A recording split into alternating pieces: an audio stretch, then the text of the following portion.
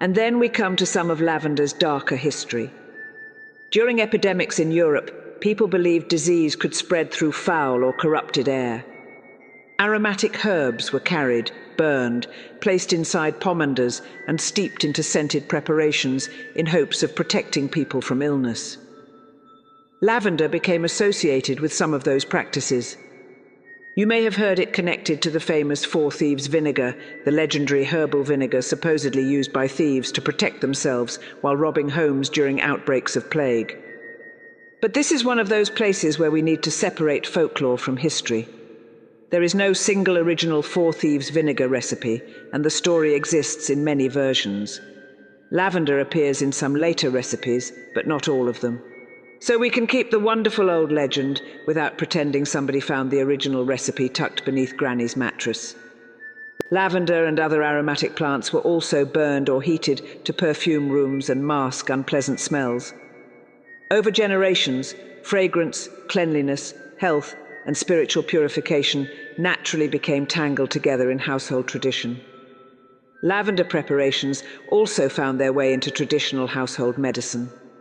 They were historically used for minor aches, headaches, bathing, skin complaints, nervousness, rest, and what earlier generations sometimes called melancholy.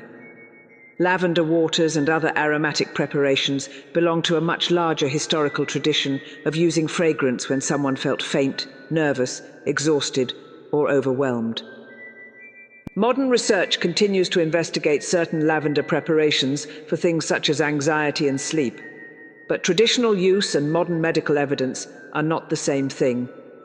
And please remember, my creepy cuties, essential oils are highly concentrated. They shouldn't be swallowed casually or applied carelessly. Granny Magic tells us what people once did. It doesn't replace proper medical care. Lavender also wandered into the kitchen. Certain culinary lavenders have been used to flavor teas, baked goods, syrups, sugars, jellies, and other foods. But not everything that smells like lavender belongs in your tea. Ornamental plants, fragrance products, and essential oils are not automatically food safe. Sometimes the oldest piece of granny wisdom is simply knowing what not to put in the pot. Around the household, lavender water could freshen linens, perfume bath water, and scent rooms. Dried aromatic herbs could be used near the hearth, bringing their fragrance into the heart of the home. And there was something almost ritualistic about ordinary housekeeping. Clean the house, tend the hearth, wash the bedding, sweep toward the door, bring something fragrant inside, restore order. Our grandmothers practiced little rituals like these every day without necessarily calling any of it magic. In some folk traditions, lavender also became associated with restoring peace after conflict. A flower obviously couldn't settle every family argument.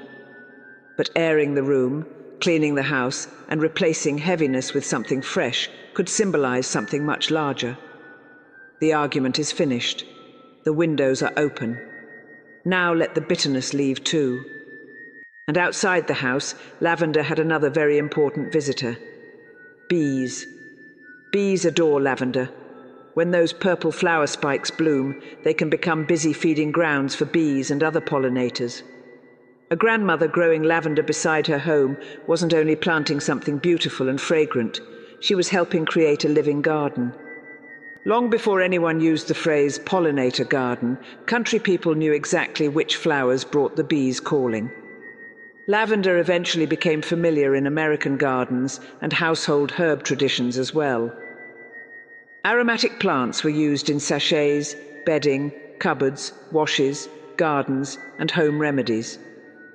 In Appalachia and other rural communities, however, practices varied enormously. There was never one universal Appalachian lavender tradition.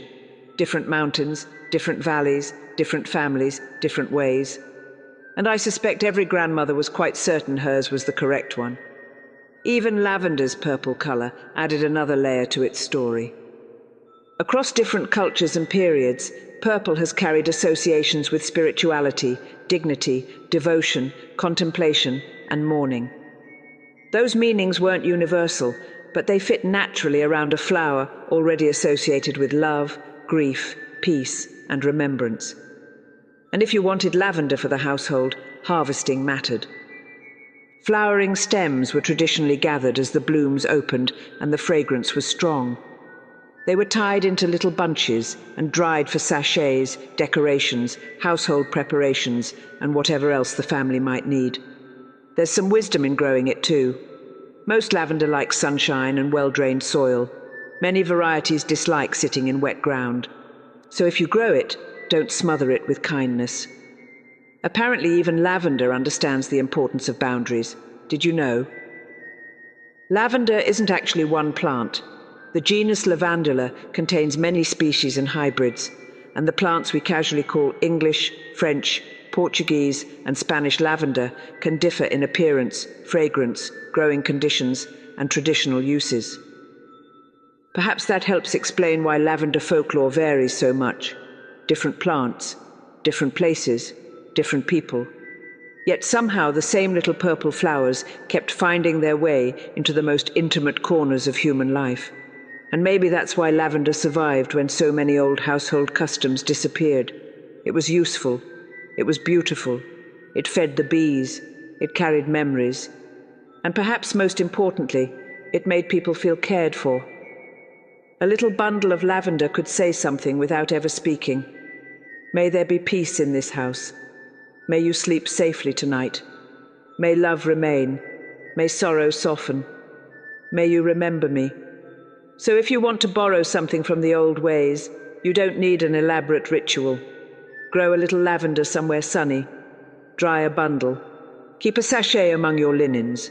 Place some beside the bed. Or simply let its fragrance remind you that peace sometimes has to be deliberately invited back into a home.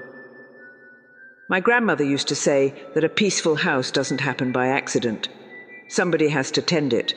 And perhaps that's what lavender has represented all along.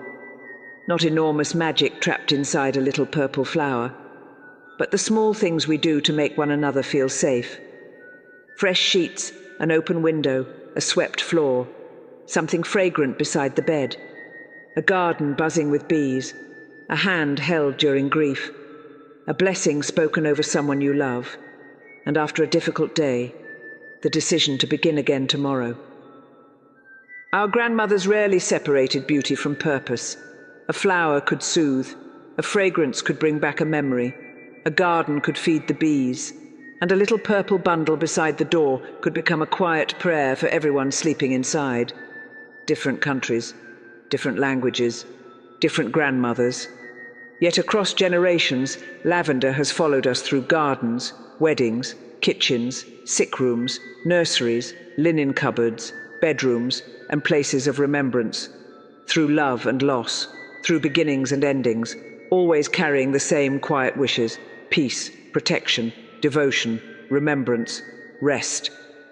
And so, my creepy cuties, we close another page from the old book of Granny Magic.